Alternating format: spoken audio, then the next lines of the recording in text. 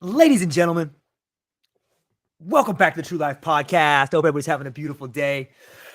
I have a tremendous show for you today, a tremendous guest.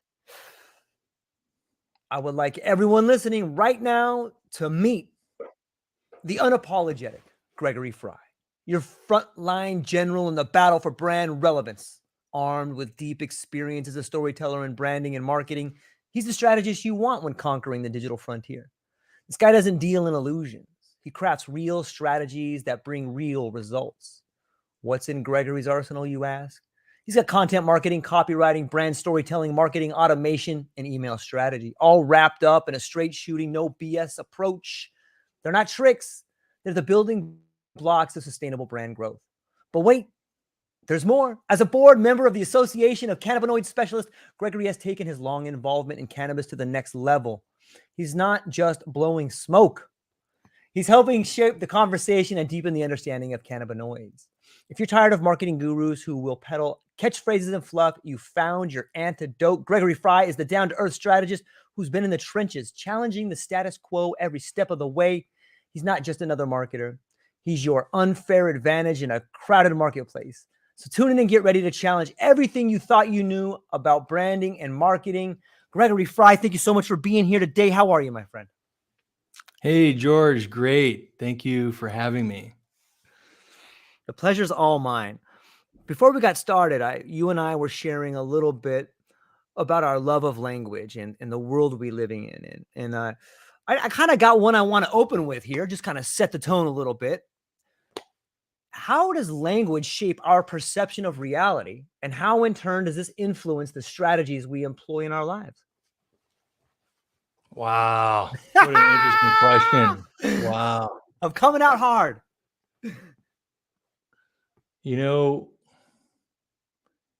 I think it all comes back to storytelling, like everything with me. Storytelling is as important as language itself.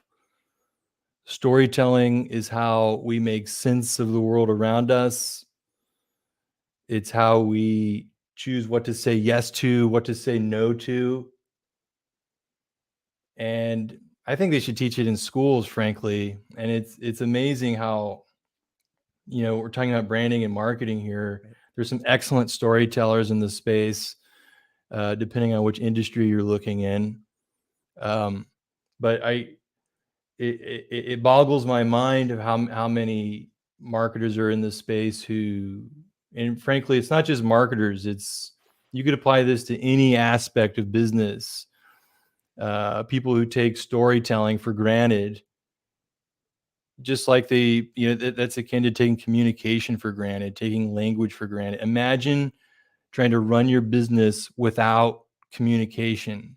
You won't get very far. It's the same thing with storytelling. I don't know if that answers your question, but for me, it always comes back to storytelling, it's the one thing that unites everybody as humans. We all love a good story. And if the story's boring or confusing, we tune out. We say no, we reject, we go somewhere else, or we ask questions and try to dive deeper. But usually people prefer stories that are compelling. Yeah, it's well said. It's a great answer. I like to start off with a question sometimes to get people thinking about it. But as we talk about stories and interesting ways in which we arrive at destinations or the truth, maybe you could share with people how you arrived where you are today. Maybe give us a little bit of a backstory about you. Wow. Thanks for asking. Yeah, of course. Yeah, let's go back to 2008. I was a journalist for a newspaper, an Army newspaper called the Fort Campbell Courier. I was crushing it, winning awards. I got offered a job with the government to be basically like PR for the military. It would have been like an internship at the Pentagon, all sorts of crazy stuff. I turned it all down. I rejected it. I gave away all my stuff. I sold my car and I moved to Athens, Greece to focus on writing novels and screenplays. It's all I cared about. And, I was interested in exploring this budding relationship with a young lady here who became my wife. And I thought I'd only be here for a year, but it turned into 15 years. And I'm still here. But I was here writing novels, writing screenplays, moonlighting as an English teacher in the evenings with mixed results. That's a whole other experience. But when after my first child was born, I realized, wow, I got to pay some bills. I can't just sit around here writing novels and screenplays like this. So I quickly discovered that all this storytelling I cultivated, we're talking big picture thinking, pattern recognition, pattern disruption, connecting dots, problem solving, problem finding. All this stuff is a great match for the business world. Like we were talking about before. And so in 2015, I joined the founding team of a company called Green Flower Media. Now it's just Green Flower. Became part of the founding team, founding executive online editor. We can dive into that experience if you want, but absolutely. Now it's one of the biggest cannabis education and training platforms out there. But after 5 years of that, I parted ways with Green Flower, and a publication called The Bluntness snatched me up to do their executive editing. So I helped build their online presence, their editorial presence. We did a lot of great work there. I got a little bored with that after a couple of years, and so I parted ways with The Bluntness at the beginning of this year. And it's been an interesting journey ever since. I learned the hard way that the cannabis industry is struggling with purchasing power and is totally burned out on ineffective marketing efforts, to the point where a lot of them have completely lost faith in marketing just because they've been burned by opportunists coming in with outdated marketing tactics. So you see very little demand generation going on in cannabis. There's no storytelling hardly. After legalization, all the storytelling stops, which is mind-blowing to me. A lot we could say about the cannabis industry, but I've spent the past year a lot of tinkering and refining. I've just launched my new consulting platform, Gregory Frye Consulting. We're focused on working with brands and enterprises to get the storytelling, get the brand story dialed in, get the marketing storytelling, the marketing communication, automation dialed in to a point where the ROI is there. Your marketing is doing what it's supposed to be doing. You're not just posting glamour shots of your product on Instagram. You're out there reaching a well-defined target audience. And I think that, with cannabis storytelling, this effort to change hearts and minds is really important even after legalization, because for every one person who loves cannabis, there's countless of others who don't have a plot point with cannabis in their lives yet, or they haven't embraced it or figured it out for themselves. And I don't see anybody going for that. They're too hung up on all the restrictions and razor thin margins, and but it wouldn't take much to reach some of these people. And I've actually pitched some very courageous strategies to a few operators, not many. I've got ideas about how we can, for example, start to convert conservative Christian groups to embrace cannabis, for example. Just one example. Like, I don't see anybody talking about these guys, yet there's a really easy path to engaging them. And it goes back to health and wellness and medical cannabis. And when you're trying to tell a story, when you're trying to inspire action to a specific audience, in this case, whether it's B2B or B2C, you need to have this emotional draw. You need to influence your audience emotionally. Of course, you can't do that if you don't know your audience, or if you're trying to just market to everybody. You can't do that. You have to know your audience. And with cannabis, though, it's so easy to go for that emotional core on the medical side. Yeah. But the conversations around medical, they sort of dissipate after a state embraces adult use. And again, it's mind blowing to me that so many people are overlooking that. And whenever I do find a brand that is focused on reaching that health and wellness audience, my ears perk up, because wow, that's a nice comment. My ears perk up at that, because that's why I got into the cannabis industry, to add value to other people's lives.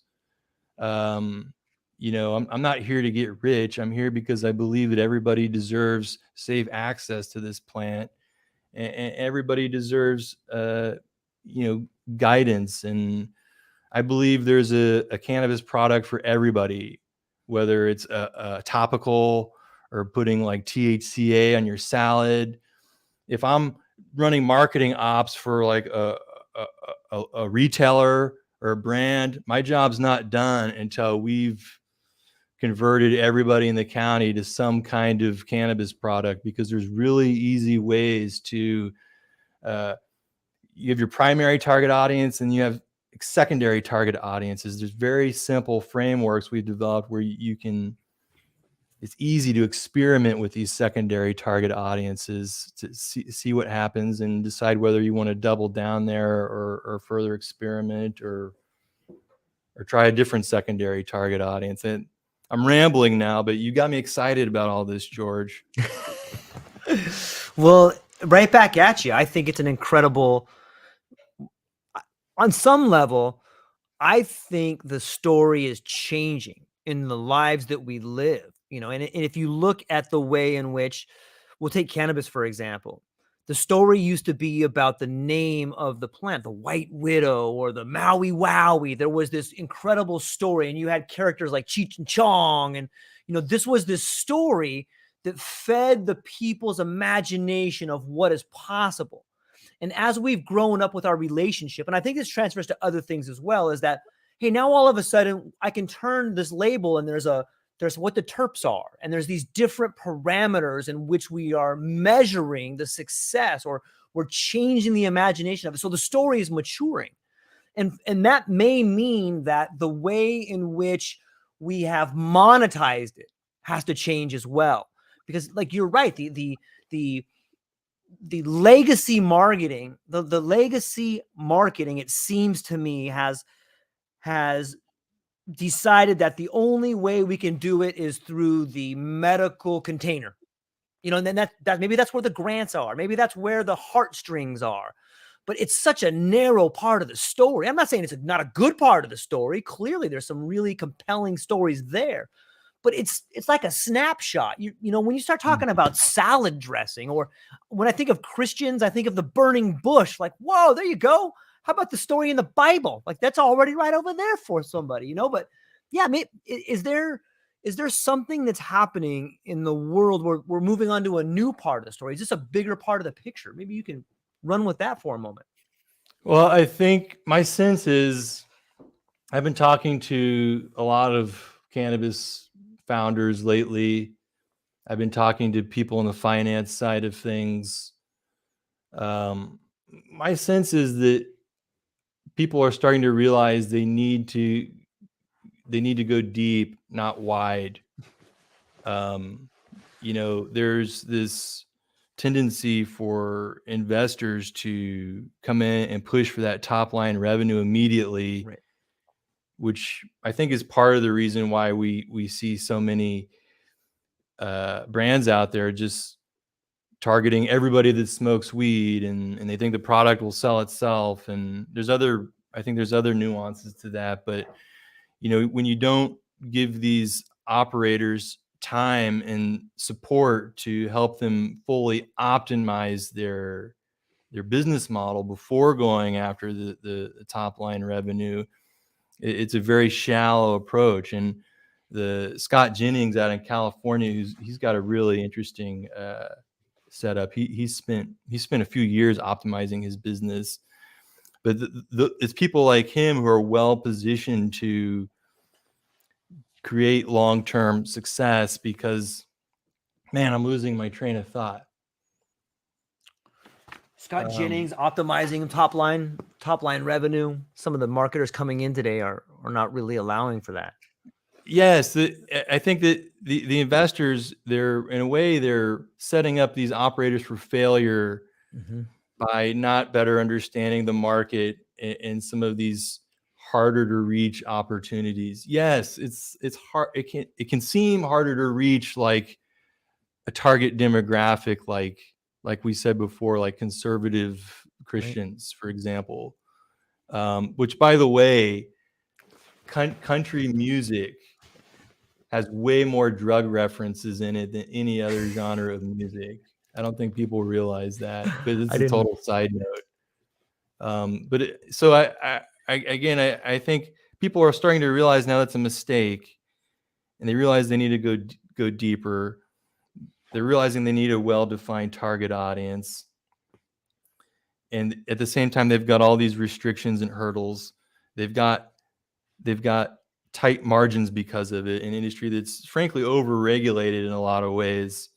And they allow themselves to get hung up on the marketing restrictions as well. And so you see very little out-of-the-box thinking.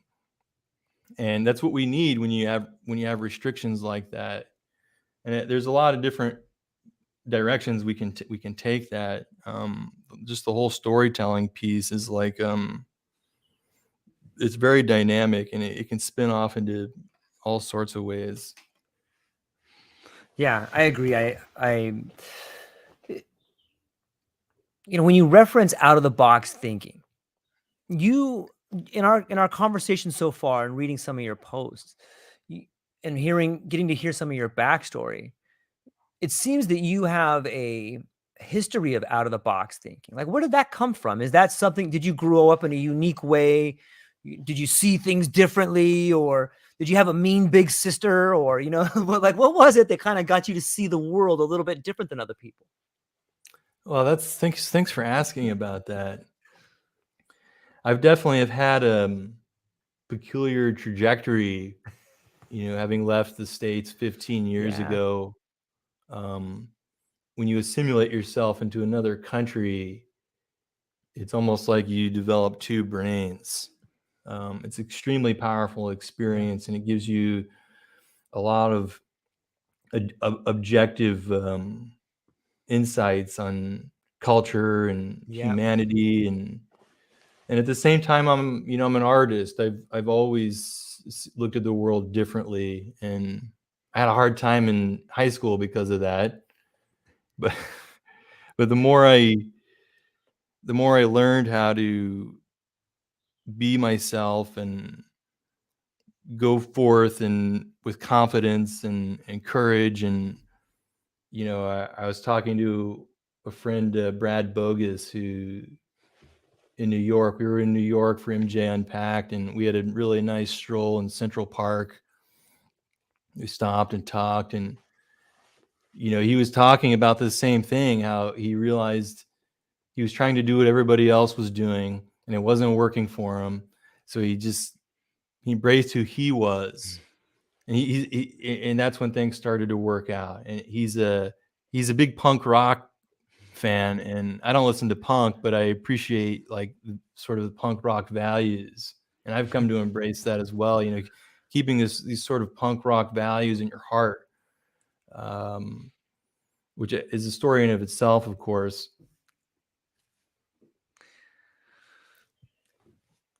To me, it sounds like authenticity. In a lot of the times, if you don't conform, you get the hammer. People make fun of you. People, oh, you're a dummy, or that'll never work. And when I think of authenticity, I also think of fear, because it's scary to go against the grain. It's scary to not fit in, and rightfully so. When you don't fit in, you get left behind. You get left there. But sometimes it's It's that ability. I'll call it courage, the courage to go against the grain. And I don't mean just willy-nilly. I mean taking real time to think about your decision and being like, I'm going to leave everything I've ever known. I'm going to sell all my stuff. I'm going to pack it into 2 black bags. I'm going to go to a place I've never been before. Like there's real growth that happens there. And I think about a lot of people I know who learn a second language, or if you know people who speak multiple languages, they usually have unique perspectives because, like you said, they're thinking in different ways. And if we look at culture as a language and you submerge yourself in another culture, it really allows you to help unfold the story in a way people that are monoculture wouldn't see because they've been conditioned that way. And it's really interesting to take it back to the idea of the story, authenticity, and maybe evolving out of the hero's journey. That's kind of a lot, man, but what do you think? What's the question here, George? My question to you is authenticity. What role does that play in creating a engaging story? I think that's everything now.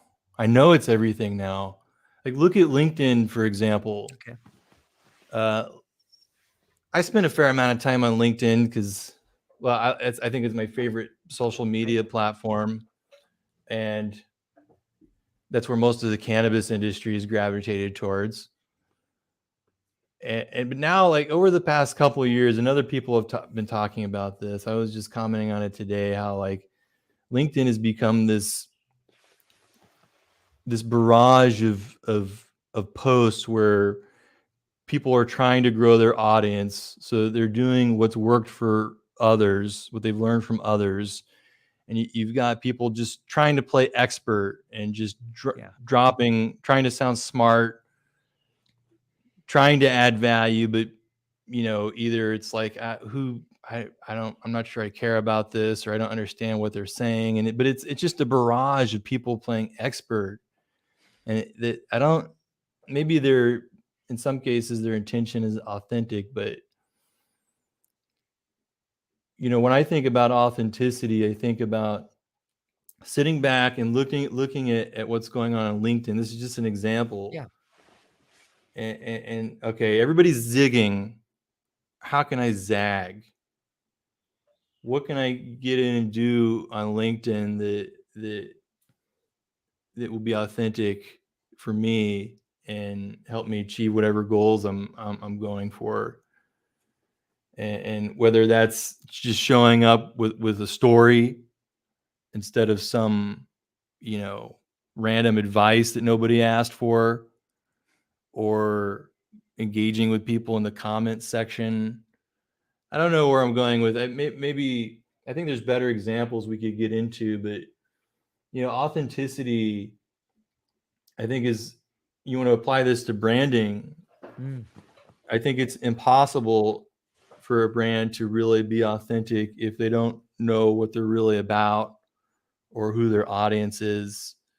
If they're not super clear on their mission, method, and message, how can you be authentic if you're having an identity crisis, basically? And yeah, most of them don't even realize that that's what's going on, and they wonder why their marketing campaigns aren't resonating, or there's a lot of other aspects to that for sure. But does that answer your question? I feel like there's a lot more we could say about authenticity. I think it does require vulnerability. And there's this new movement, at least I've noticed it the past couple of years, called building in public. Yes. Well done. Which I really like. And I think that's a great example of authenticity.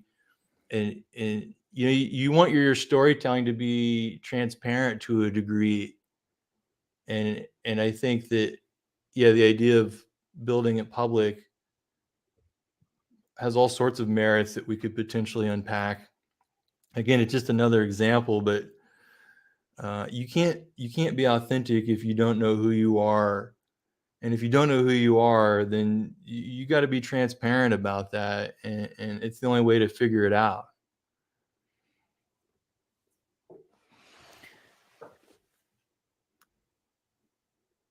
I love reading the stories about people who have, on some level, failed, and they talk about it. There's some real, especially if you find yourself aligned with the story with which they're telling. It's like they're leaving you a guidepost of, wow, I fell off the cliff right here and it hurt. Not because it was a far drop, but because these rocks have a bunch of thorny bushes and I hit my face on them. You know what I mean? So it's like they're telling you, watch out here. Not because it's dangerous, but because here's what I did and here's how I fixed it. And I'm still recovering from it.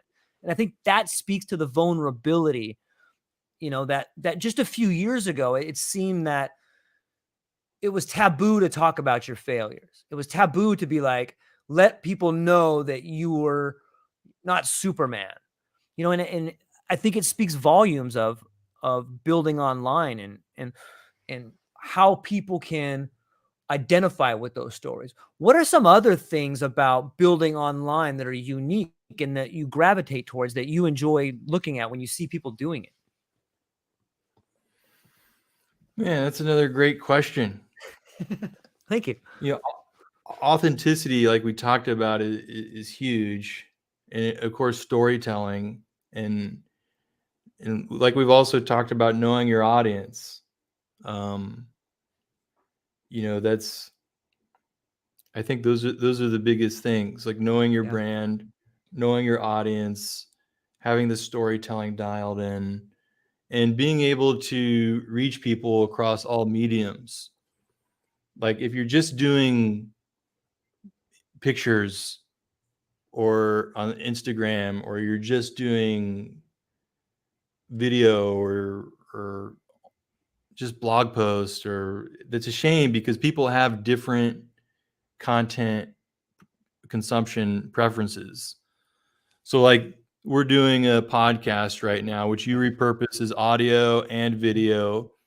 And if you wanted to, you could turn this into probably several blog posts, a newsletter. You could get a lot of pieces of content out of one thing. Or let's say an operator is, they decide they want to do blog posts. You can repurpose each blog post as a newsletter. You can turn it into a video, which can also be a podcast. So there's very low hanging fruit ways to reach all the different mediums. But you know what I have a hard time getting into, and maybe it's just, I think what's definitely just me, and I don't know if it's an age thing or not, but I've never really been interested in Instagram. I've never really been interested in TikTok. Like, I recognize the power of those platforms, but for me, there's no meat in any of that. It's all, a lot of it's very superficial, and I don't see it adding value. And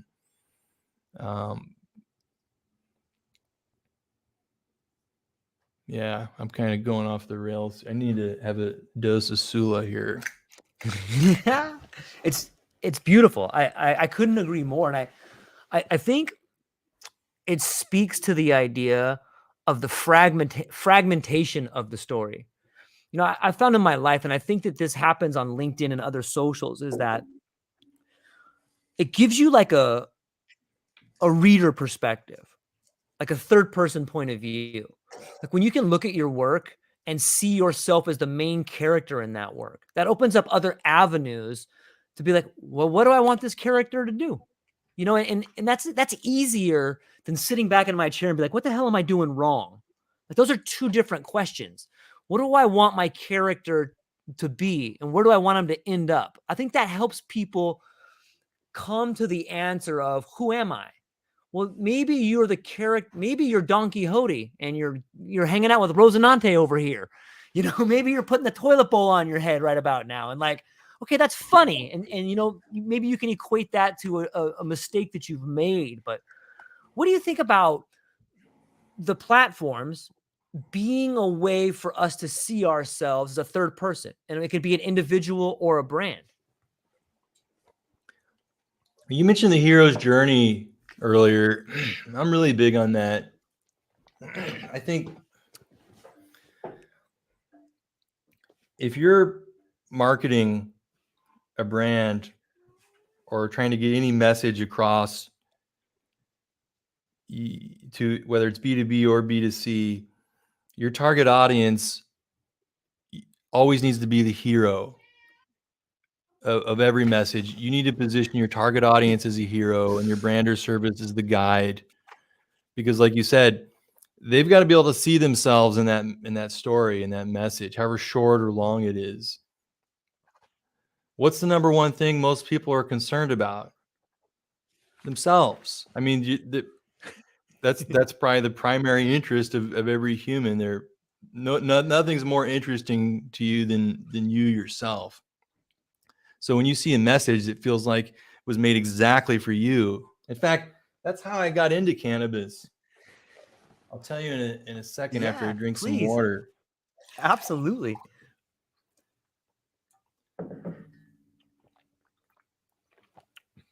So 2015, I was looking for a new project to plug into, and I decided to write a cannabis book about all the ways I had found that cannabis could benefit my life and my work, and I actually started researching cannabis online for the very first time, despite having I'd had it in my life for years and never thought to really research it online.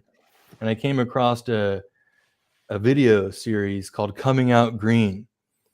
And it was this collection of emotionally poignant videos of everyday people coming on camera. A lot of them were black and white video, getting in front of the camera and getting vulnerable about their cannabis story and how cannabis added value to their lives.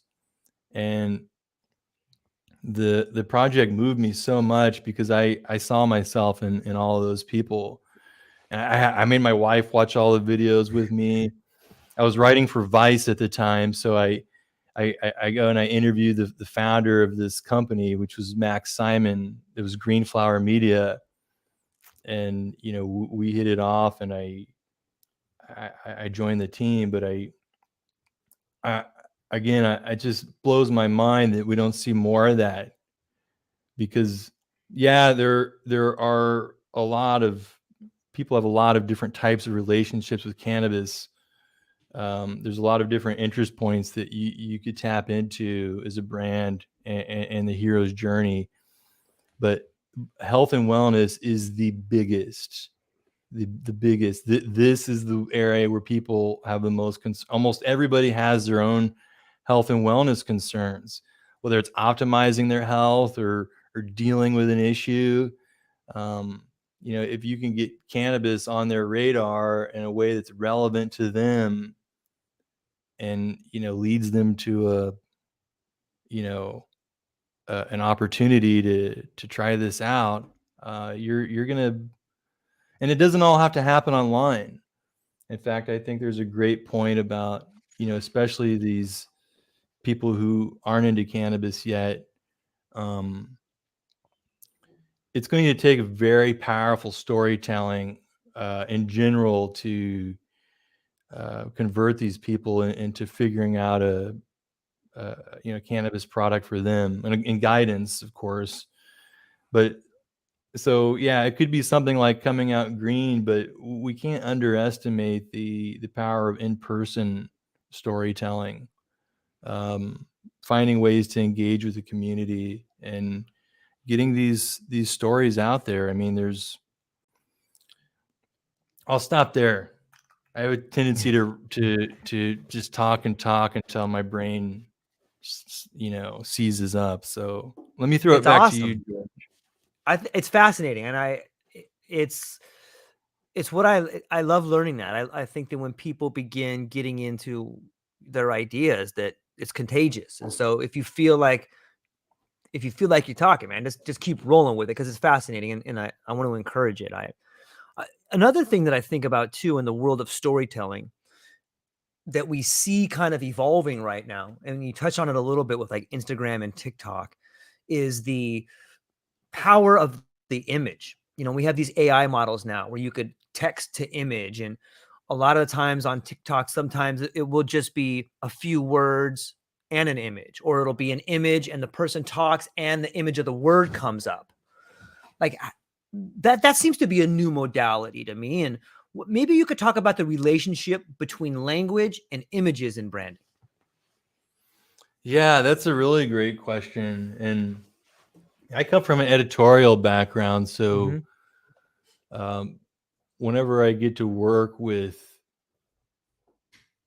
graphic designers, Yeah. video producers, that is such a treat for me, for sure. And I think Kevin Rapp is doing some amazing things with this, not in cannabis, but in general. Check him out on LinkedIn. But anyways, look, successful marketing is all about pattern disruption and digital marketing, getting people to stop scrolling and pay attention to something. And it's more challenging than ever for marketers. Imagery is a huge part of that. It's a critical part of that. There has to be, it can't just be an image. There has to be something below that leads further down the funnel. Whether it's a quick video or an interesting image, if it captures the attention of your target audience, great. But then what? This is one thing that I talk about a lot.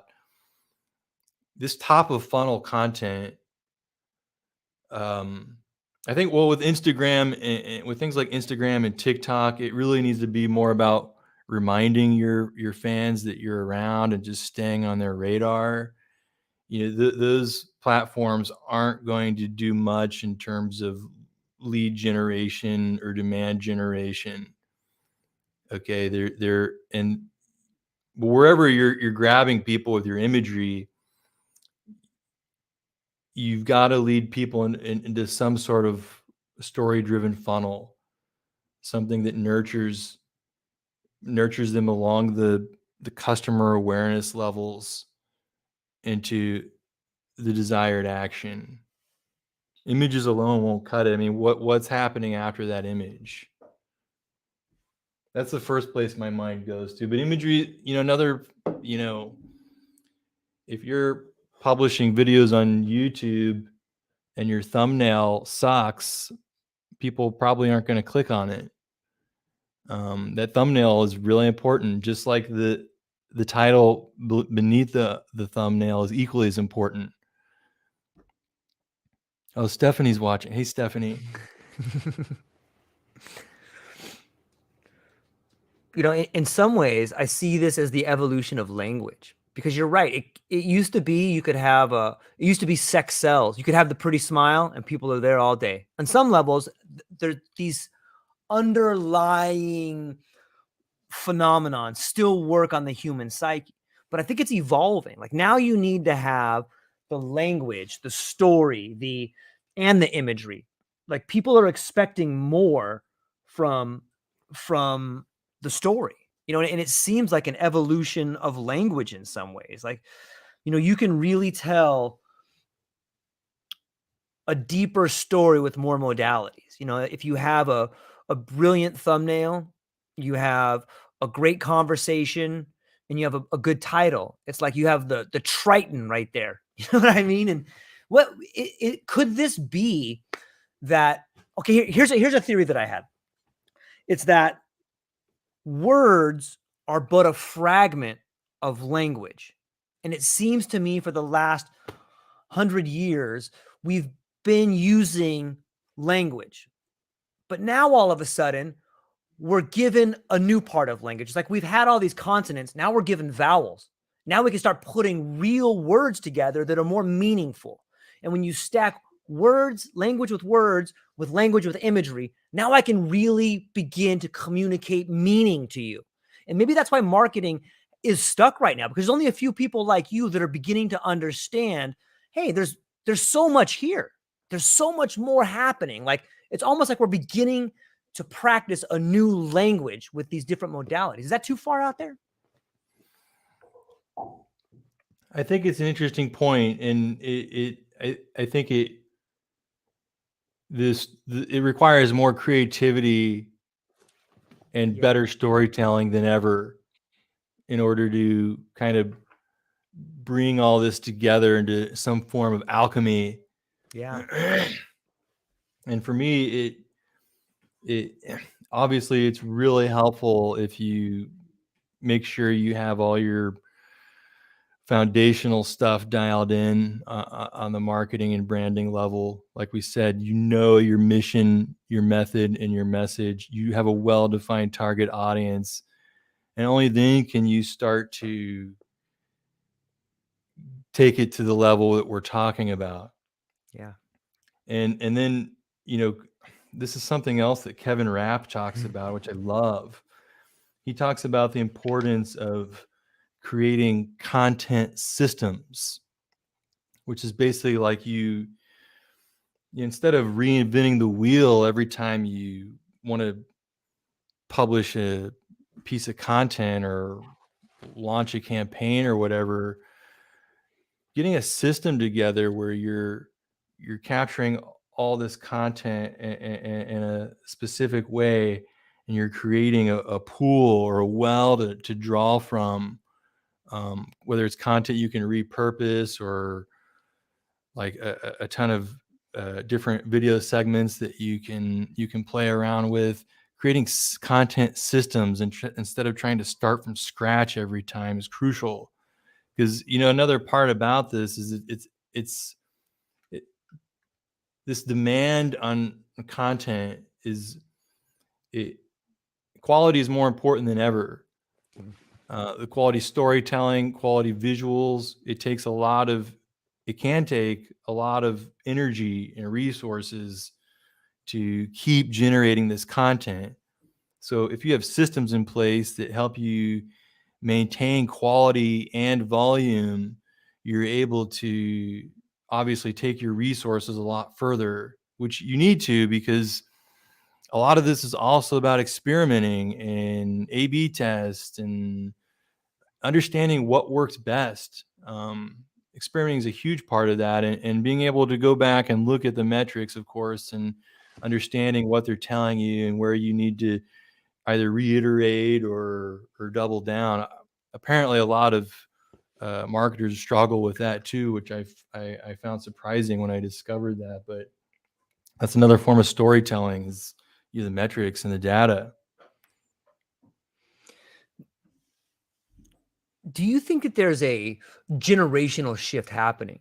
It seems that with such a large portion of the media seeming to be the heads of the media seem to be, and this is just limited knowledge that I have, but it seems like the boomer generation has driven the narrative for so long, and they've had tons of success, and they did great things with media and narrative and propaganda and things like this. Is it possible that what we're seeing right now is a kind of a passing of the baton, and maybe that's why it's an experimental stage? Like there's a new wave coming through and things are changing. There's the same way that generations see the world differently. Are we beginning to see that in the stories we're telling? And then is that moving towards marketing and branding? Yeah, your question. I was thinking about mainstream media during the first part of your question. And I think, all the media, we're so inundated Right. with people trying to grab our attention. And I think it really goes back to authenticity. Yeah. And people are going to go with what resonates with them. And so knowing your audience is crucial. You can't be everything to everyone. Mm-hmm. And for me, and I think people are more sensitive to that now than ever, because the media is so fragmented. Before, it was like 3 TV channels, and so yeah, it was a lot easier to control the narrative. And now there's a lot of propaganda and narrative controls in place that are extremely complex and widespread, and Mm-hmm. it's a whole other conversation I don't know if we want to get into. But As far as the branding and marketing side, it really goes back to authenticity and not being afraid to be authentic, to get vulnerable, to celebrate those values, or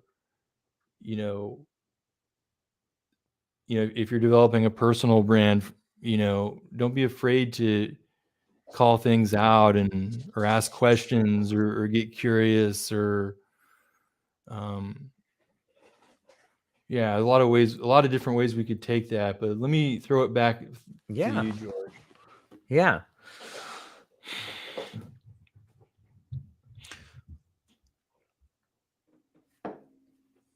In your opinion, is storytelling the ultimate strategic tool for influencing human behavior? And if so, how do we use it ethically and effectively?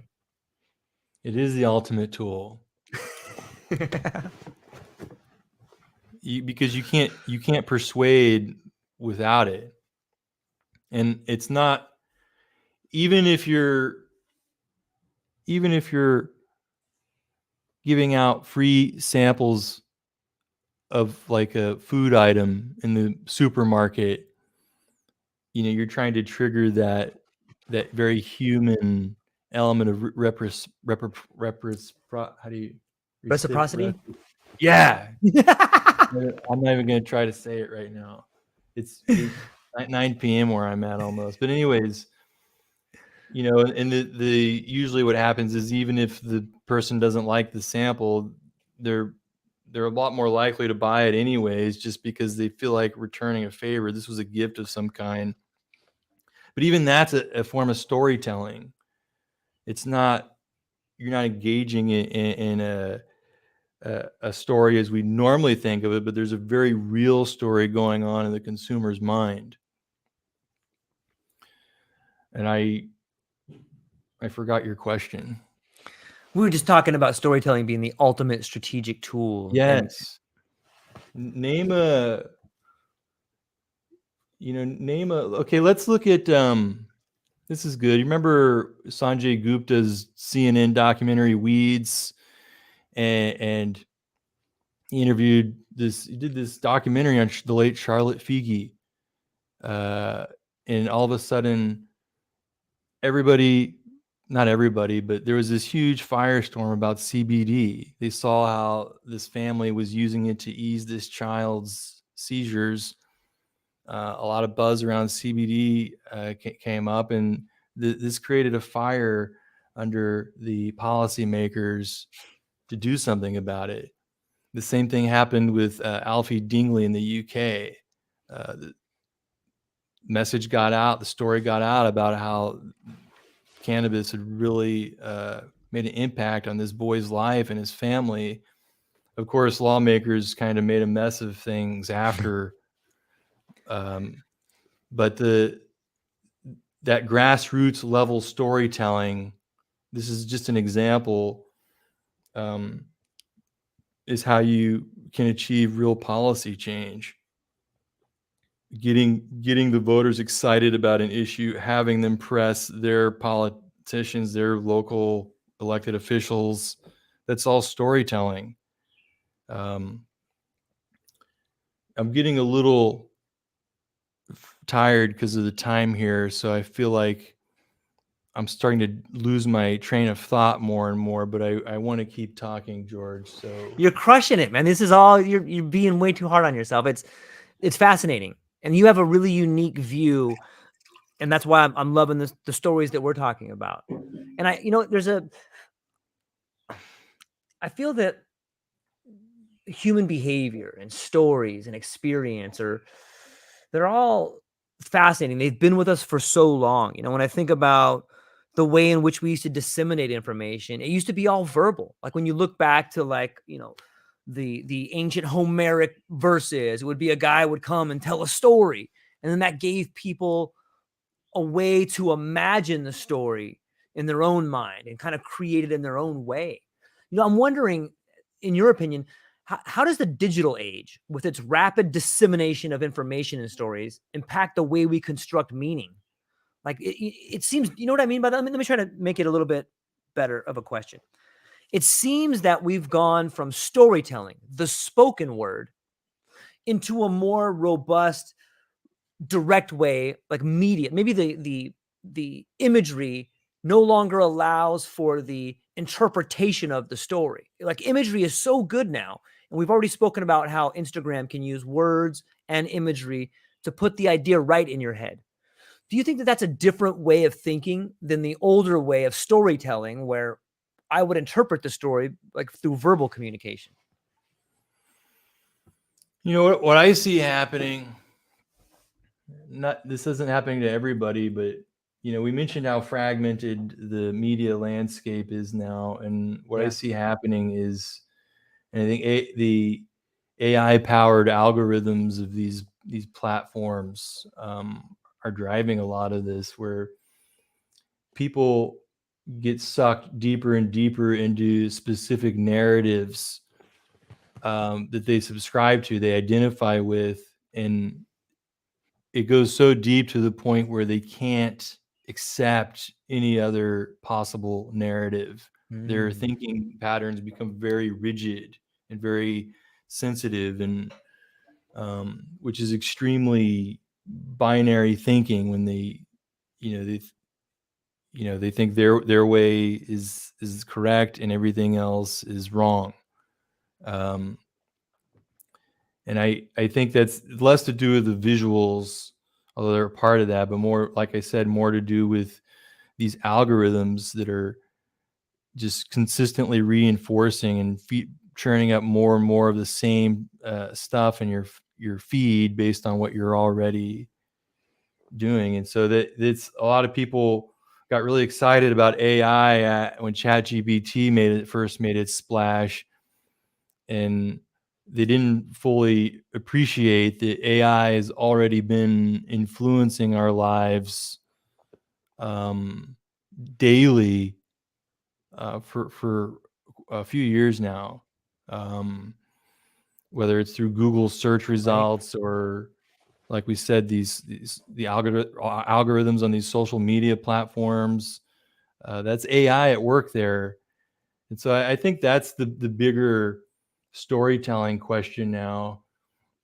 I was reading a book on I can't remember who wrote it. Was actually a few people who worked on this book together, including Eric Schmidt and Kissinger. Henry Kissinger was also involved, and a few other people. And they were talking about how, one, we all have a responsibility to kind of actively learn everything we can about AI and understand what's going on, and so we can make informed decisions about how to integrate it in ways that resonate with our values. But also a really interesting point, talking about perception and people clinging onto different narratives. What happens when you have like entire countries, for example, that are feeding off of a different AI systems, right? So they're developing completely different views of the world based on whatever they're getting out of their AI system, and this is happening on the individual level too. But I think it creates,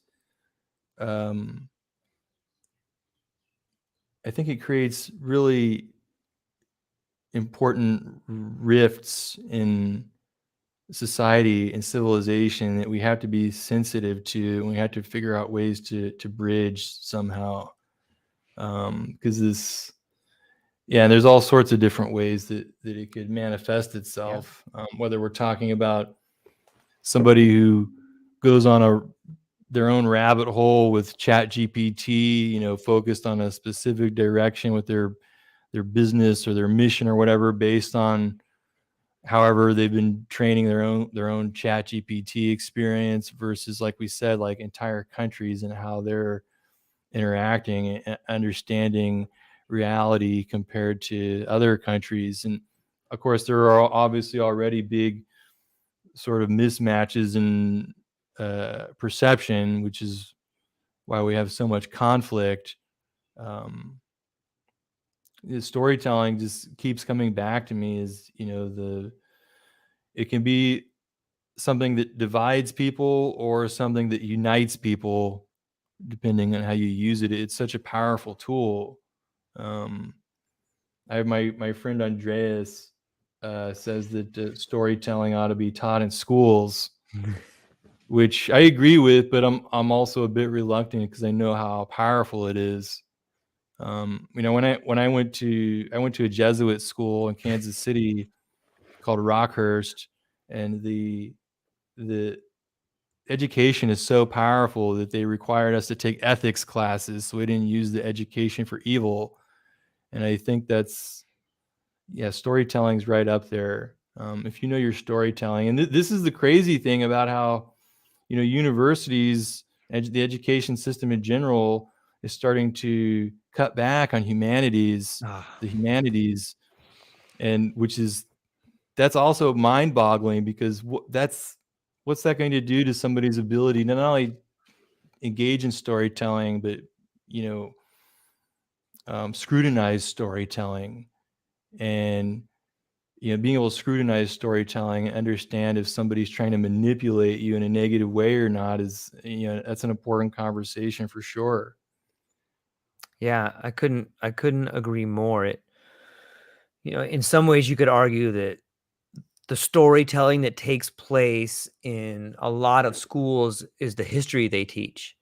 Depending on where you live, you have a different history. You start thinking about what's true, and that's a whole nother rabbit hole in itself. Is like, what is the story of what is true? And then you start thinking to yourself, like, man, you got to go back to Socrates. Is that true? And then we're back with the ancient Greeks, which may have had it the right way. The way you teach is you sit down with someone and you just ask questions. Maybe that's an interesting way to begin forming your own story.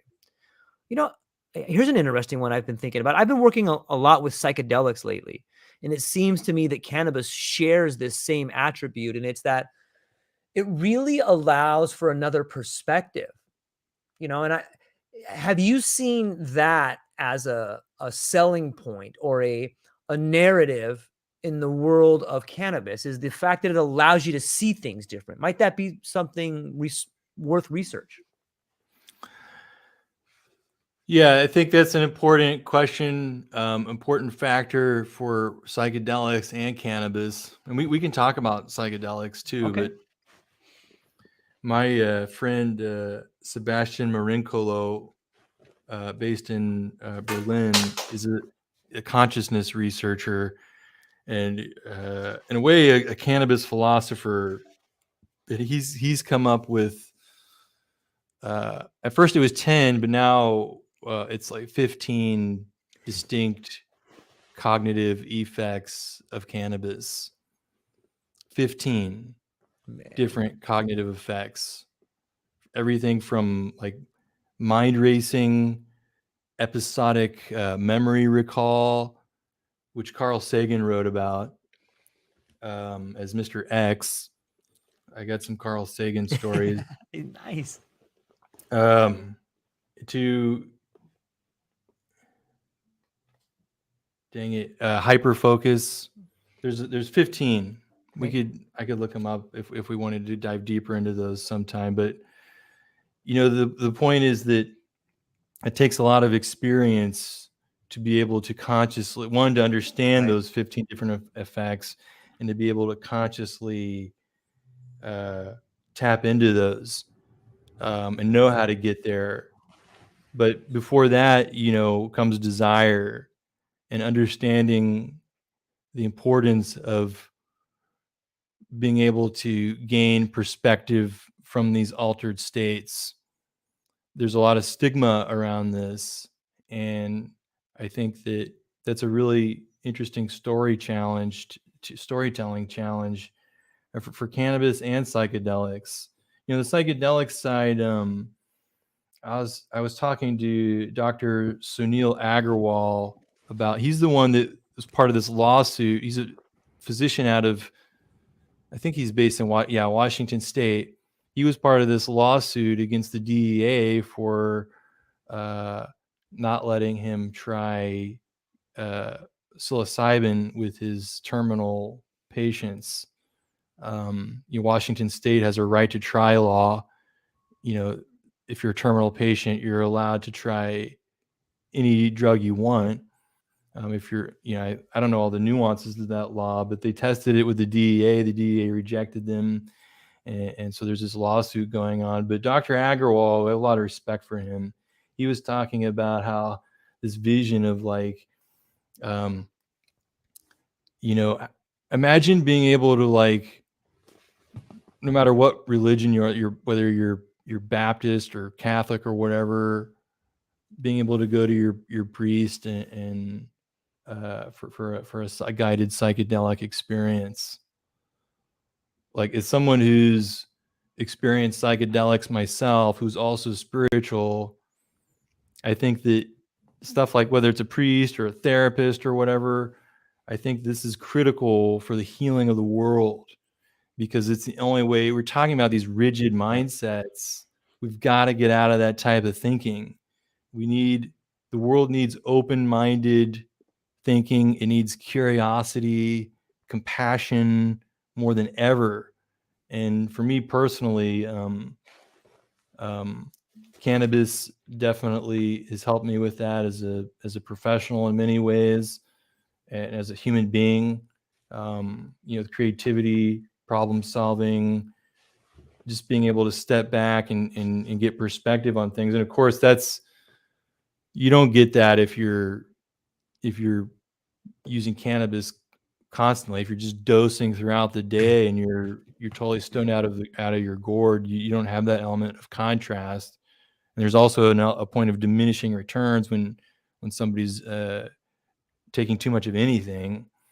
And yeah, psychedelics are, I think, let me give you just a quick story. Yeah, please.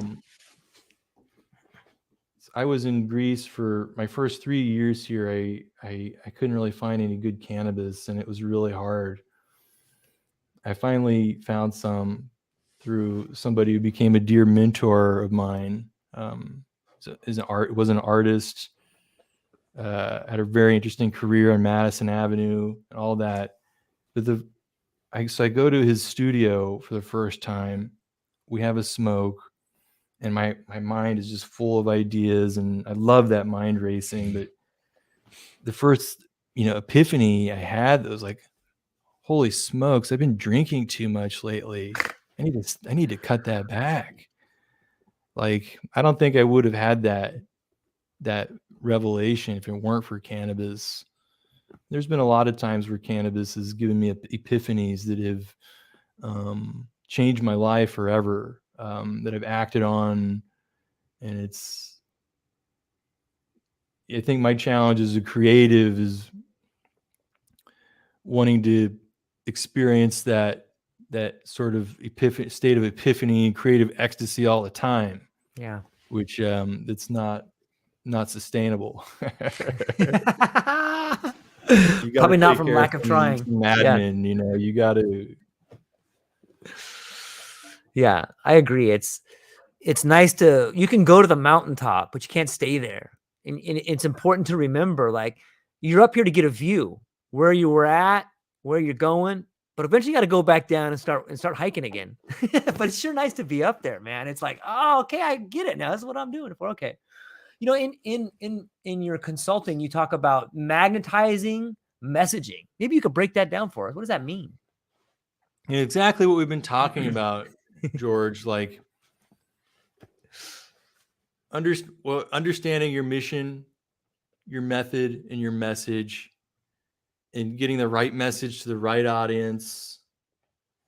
If you're able to deliver messaging that resonates with them, whether it's I don't care what it is, whether it's like a video campaign or an article you post somewhere or whatever, an ad, if it can truly resonate with your audience and their pain points and their desires in a clear way,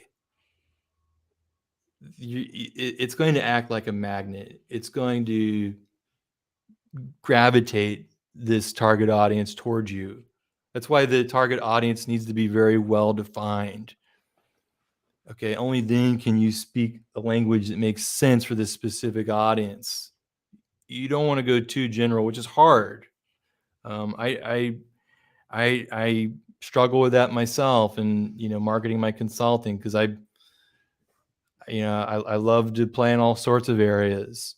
So that's up to me to set up different messaging sequences and funnels and outreach, depending. It's nuanced for that target audience. It has to be nuanced, but magnetizing them, at the top of the funnel, we call it, is just the first step of this. You've got to keep that nurturing process going.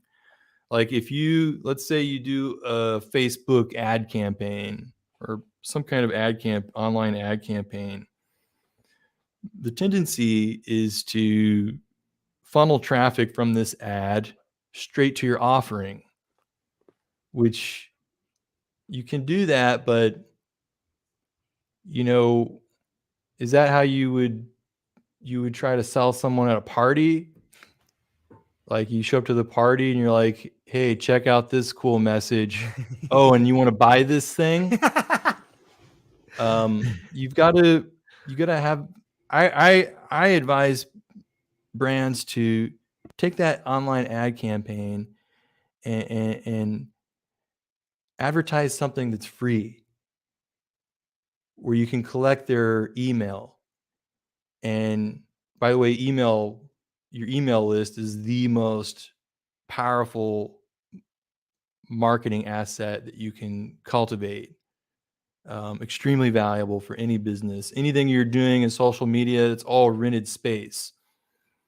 Being able to get people in their email, or being able, whether it's sending them messages on their phone, however they prefer.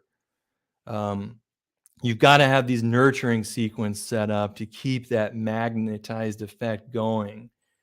Like, if you're doing an email sequence, you need to have like 4 nurture emails where you're adding value with each one, soft sell and a PS at the end, and then a hard sell email, right? And because you're adding value and you're resonating with them, you're going to convert more of this target audience into loyal customers, assuming that what you've got is great. Yeah. When I read that, like, there's a lot of things when I came across magnetizing messaging, like, I think it speaks volumes of the way you think. Like, there's so much there. It's an alliteration. It's 2 words that have not quite a rhyme to them, but they definitely have a relationship towards each other. And I think that you can, it's magnetizing in a way. In some ways, I'm like, this guy's thought a lot about how to get a message across in a short amount of ways. It's very attractive. It's amazing how you can see that in some words. Or, like, is that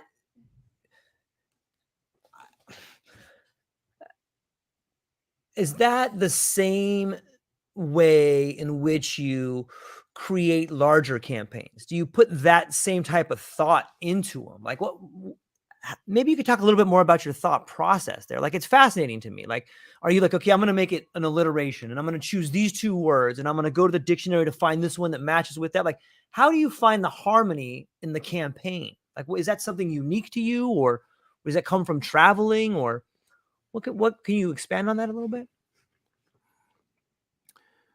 I think that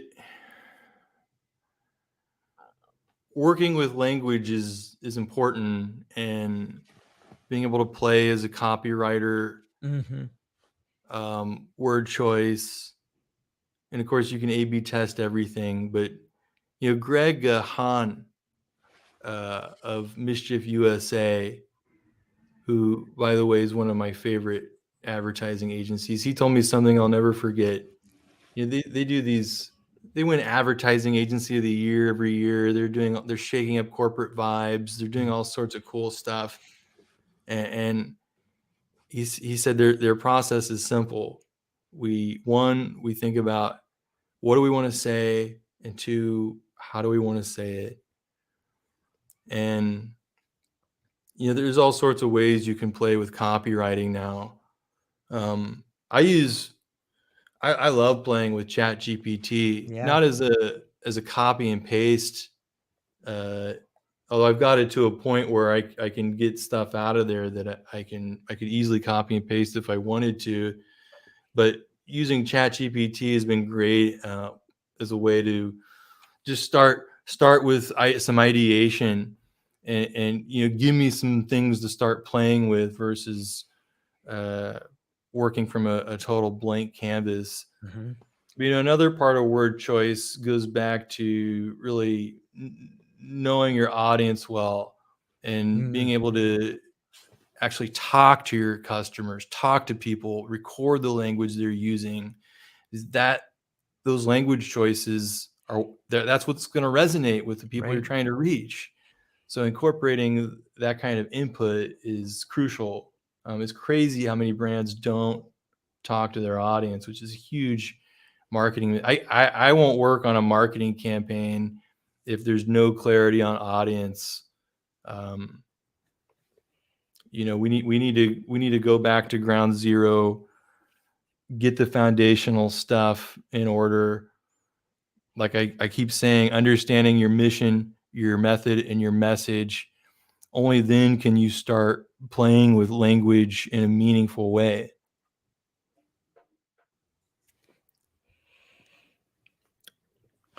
Yeah, it's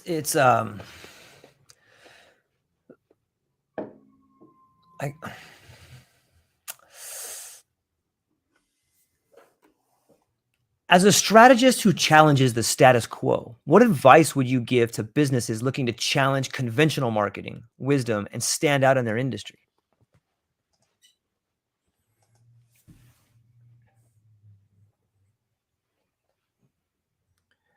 I think that's a really good question. And I think a lot of the conventional stuff still works. And status quo, that when I say that, I mean, I'm talking about, like we've talked about, marketing funnels, great copywriting, clear message, knowing your audience. This is marketing 101. But a lot of people are forgetting this, or they're afraid to be vulnerable. They're afraid to shake up corporate vibes. Those are the types of status quos that I like to break up. I like to come in and work with brands when they realize that something's not working with their marketing, the messaging's not resonating, and you go in and you see that, like, most CMOs don't have a documented process in place for their marketing automation, which blows my mind. And we don't want to get too carried away with processes. That's another point about processes versus strategies and playbooks and all that. But back to the original question, challenging the status quo in my mind really means coming back and pausing to address what you're doing internally and with your target audience, and understanding when something's not working or when it's working, or understanding when you need to iterate or reiterate on something. Being able to change how you're doing things if something's not working. And it's crazy how you see a lot of brands are just kind of on autopilot with their marketing. It's not really working. They don't understand it. Or maybe they're getting like results in one area, but it's not translating into any sort of notable ROI. They're not gaining any impact on their bottom line because, for example, maybe they're crushing it on SEO, but they don't have any funnels set up to really capture the traffic. Just an example. But I think another thing that comes to mind about challenging the status quo, like we were talking about earlier, look at what everybody else is doing. You know, they're zigging. If you want to stand out, you've got to zag. And I think, in my mind, you know, the best way you can zag is, you know, authenticity, being vulnerable with your storytelling. And like we said, you can't do any of that if you're having an identity crisis as a brand, or you don't know who you're selling to. So I think it's a mix of breaking up the status quo and learning how to better make the conventional proven tactics work in your favor. There's a lot of talk right now with like the creator economy, and I've heard people talk about everyone's their own brand right now. Do you have any thoughts on like personal branding and how that might be developing, or is that a thing? I think and personal brand is, I think it's important to have a personal brand these days. And at the same time, I think that there's a lot of misconceptions about the value of the personal brand, or maybe not misconceptions, but like a lot of people just want to raise their personal brand so they can sell online courses and you know, basically monetize, which is fine.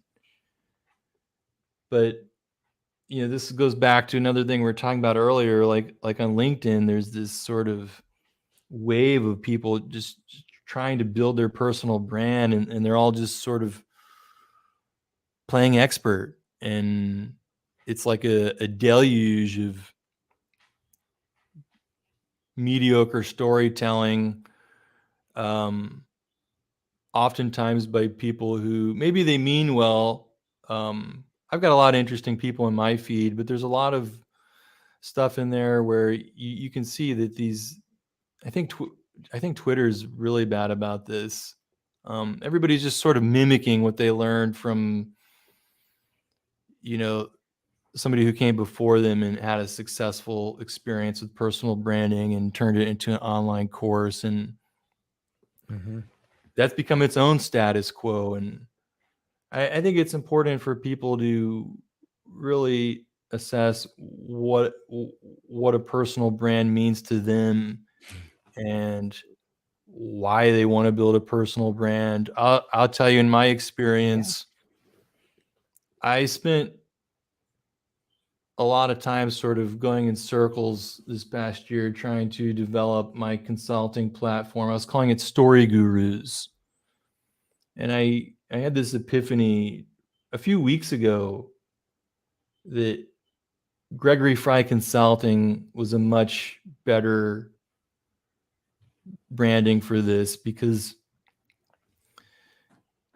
one, trust is critical, and it's a lot easier to establish trust with somebody who is out there operating under their own name versus some mysterious brand that you don't know what this brand is. And there's a lot of, you know, I didn't want to be bothered with all the nurturing of a Story Guru's brand. I want to help other people grow their brands. And so I realized that Story Gurus was a total distraction to my goals.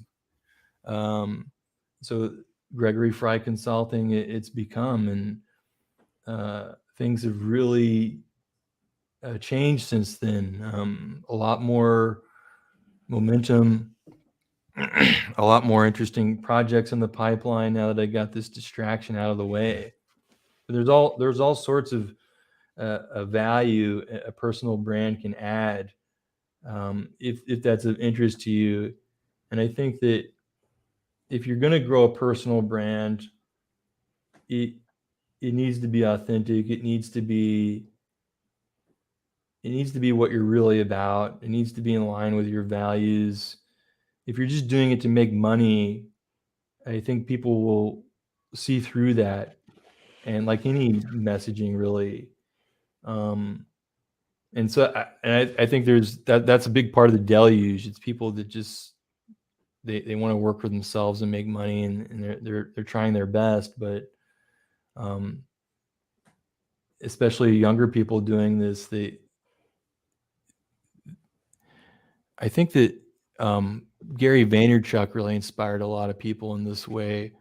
A lot of young people got this sort of, you mentioned the creator economy, and some people call it solopreneurship, and this, and I think it's extremely important, and I think that's where things are going, and it's important that if you feel like you can innovate in this area, you should go for it, for sure. It's much better if you can figure out a way to add value to people or businesses instead of just working for somebody else. There's all sorts of value you can add, all sorts of interesting things you can get into. But my advice to young people in this case, you realize that you've got to climb mountains. You've got to climb mountains to really get that experience that's going to add value in the right way. And like I'm going to be 40 in a couple weeks. I'm still climbing mountains. This past year has been totally transformational for me, even the past few months. Just navigating and learning and figuring out big challenges, and that's been all that is wrapped up in what I'm developing as my personal brand and Gregory Frye Consulting, and I'm growing my own business for the first time, and after working on different startups and other different projects over the past several years. So realize though you've got to climb mountains, and you're if you're young, I'd be more hungry for experience than a paycheck. I would, who was it? It was like Warren Buffett, when he was in his youth, he offered to work for his hero for free, his business hero. He offered to work for him for free, and the guy looked at him and said, "You're too expensive," because he knew that all the training and education that would be required, and Buffett knew that as well, and that's what he was hungry for. So, but I think no matter what age you're in, curiosity and listening and trying to, like we talked about earlier, just embracing that student ethos is critical, and you can't always be an expert or pretend to be an expert. Again, authenticity comes up again. Yeah, it's wonderful advice. I heard when you think about climbing mountains, I forgot who it was, but they were asking him, someone that was a mountain climber or something, and they're like, "How come you were unable to climb this last mountain? Was the mountain too hard?" And he goes, "It's never the mountain that's too hard. It's the rock in your shoe." And like, I thought that was such salient advice. I'm like, it is. It's that little thing that, like, ow, it hurts. Ow, it hurts. Okay, I can't do it. But it's not the giant mountain. It's like this one damn thing that just is constantly picking at you. And I really love it. Gregory, this conversation has exceeded all my expectations, man. This is one of my favorite marketing and branding podcasts that I've done. It's a fantastic conversation. And I think that you have a very unique way of looking at the world. And I love learning from you, man. Thank you very much for it. It's been fun. We're going to have to do more of them, because I think we just scratched the surface. And I think there's a lot of different directions we could go. But before I let you go, where can people find you? What do you have coming up, and what are you excited about? Before we go there, George, I wanted to respond really quick about the rock in the shoe. Okay, please. When you were talking about that, I thought of, another metaphor, a pebble in the hose. I don't know this one. And so for a lot of people, that rock in the shoe or the pebble in the hose is a mindset issue. It could also be an integrity issue, which Well I think said. those two kind of work together in a lot of ways. But mindset is critical, and there's storytelling happening there as well. And that's the stories we tell ourselves, Yes. and the stories, the narratives that we're receiving from the media we consume or the people we surround ourselves with. So I think it's crucial to always be sensitive of that. And everything comes back to the mindset and how we approach the day-to-day life and our struggles and our successes, mindset. So I felt compelled to share that. But yeah, people. Yeah. Oh, go ahead, Okay. George. So here, that brings up another idea as you were saying that. Like, in your opinion, do you think that our inner dialogue is a reflection of the stories that we live out in our life? And does that play a role in the way in which we help other people see their life? Like maybe that's a giant component of why you're good at what you do is your inner dialogue. It's the stories you tell yourself internally that translate in the ability for other people to see things. I think what makes me good at what I do is not so much the story in my head, but the desire to get curious about the story in other people's heads.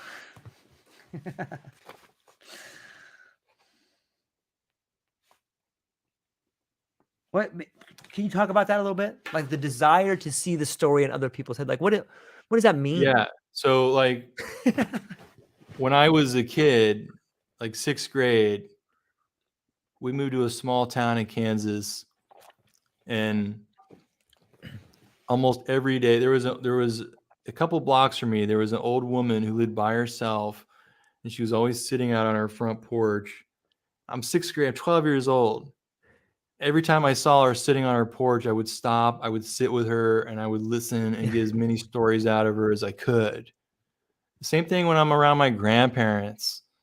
I'm always peppering them for stories, and I've always been like that. And no matter who it is, I if I'm not actively learning from them or teaching them, I'm bored.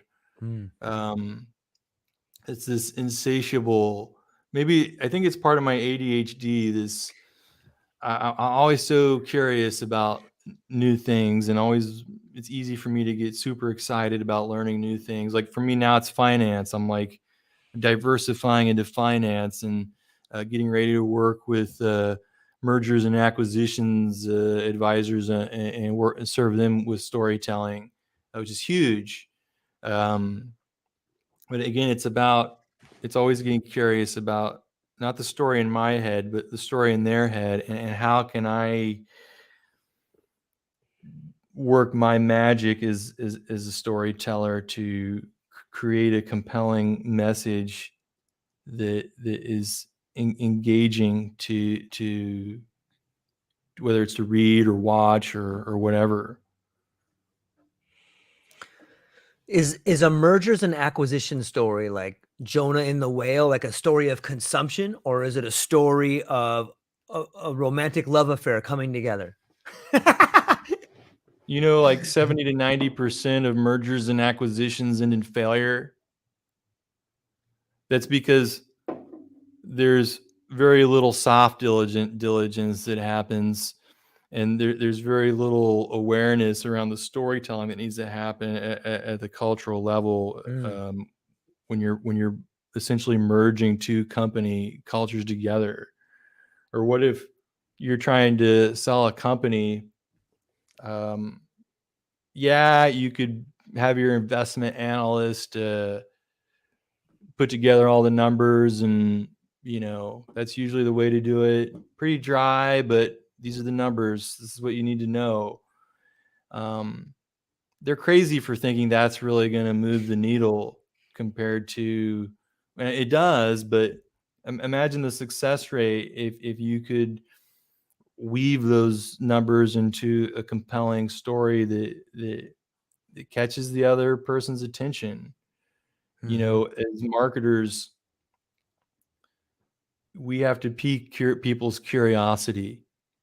That's like the number one, like, frontline job of any marketer. And if you're trying to sell a business or merge businesses or whatever, there's marketing there, whether it's internal marketing or external marketing. So I'm just now like really getting into the M&A space and talking to M&A people, and it's exciting for sure. Yeah, I think there's a lot of room for spirituality there, because on some level, it seems to me one of the problems there would be that a lot of times mergers and acquisitions mean the loss of jobs for people, but that could easily be turned into a transformation story about a death and a rebirth. Because in some ways it is like you're getting rid, and you're, with death is like a season. You have the end when winter comes, it's like a death, but that death is necessary so that there can be a spring. I think that's, and I think that for far too long, spirituality has been neglected in the world of business, in the world of science, even on some level. The subjective nature of spirituality is something that a lot of people, regardless of your faith, is grounded in, and people are thirsty for that. I mean, it's got to be done ethically. I'm not saying people should weave some story about Jonestown. You don't want to go too far on that level, but there's some real truth in there.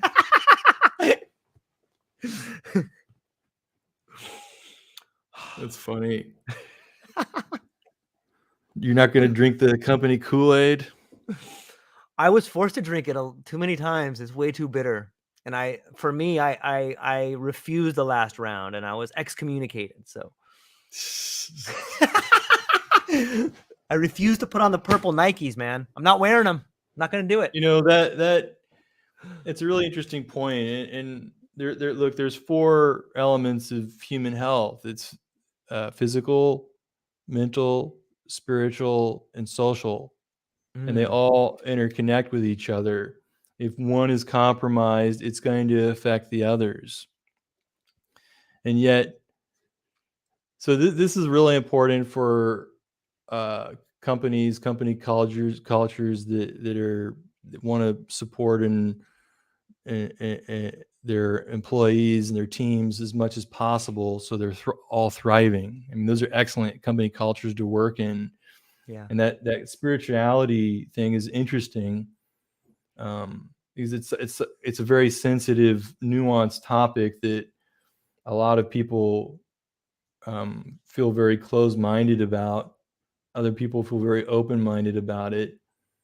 And one of the things that comes to my mind about maybe a way to approach that indirectly is, there's lots of ways, but shaking up those corporate vibes and finding ways to embrace the human factor within a company, and with that company's external messaging, like embracing the human factor. That brings us right back to storytelling and understanding what's the narrative happening, in the, at the team level. I'm losing my train of thought again. I'm going to stop there. I lose it. I lose my. It reminds me, I was talking to a gentleman, Lloyd Lobo, a while back, and he was talking about the story of NASA. And I forgot the names of the people, but paraphrasing the story, it was something like the rocket scientists go into the NASA building at like 3 a.m, and there's the janitor, he's meticulously cleaning like the feet of the chair. And they're like, "What are you doing?" He's like, "I'm putting the man on the moon." And it just goes to show you, when everyone at the corporation and everyone realizes how important their job is, now you have a business worth having. Now you have people that realize they're an integral part of the situation. And like that just makes for a better environment, a better place, and a way better story. Like we just got to tell ourselves better stories so that everyone has a part. And regardless, if you got a walk-on part in the war, it's better than a lead role in a cage, right? Thank you, Pink Floyd. Oh man, the Pink Floyd reference is I think that's a good segue to wrap up here. Okay. I need a bio break, but it's late here. I hear you, man. I feel like we could talk I know all day, George. This has been so awesome engaging with you. And and you asked where people can find me online. I hang out on LinkedIn a lot. My website, thegregoryfrye.com. Check it out. I'm still adding stuff to that, but it's some interesting projects in the pipeline, and nothing I want to disclose yet, but I'm very excited about the next few months and the next year, and a lot of interesting things happening for sure. I'm excited too. I really enjoyed this conversation, and it's really engaging and fun, and we'll have more of them because I learned a lot, and I got a lot of great comments here, and I really, really enjoyed it. So hang on briefly. I'll talk to you briefly afterwards. But ladies and gentlemen, check him out. There's a reason why he's on the podcast. There's a reason why he's doing the things he's doing, and there's a gargantuan reason why he has so many projects in the pipeline. He has a unique view, and it's worth engaging with. It's beautiful. So that's all we got for today, ladies and gentlemen. Aloha.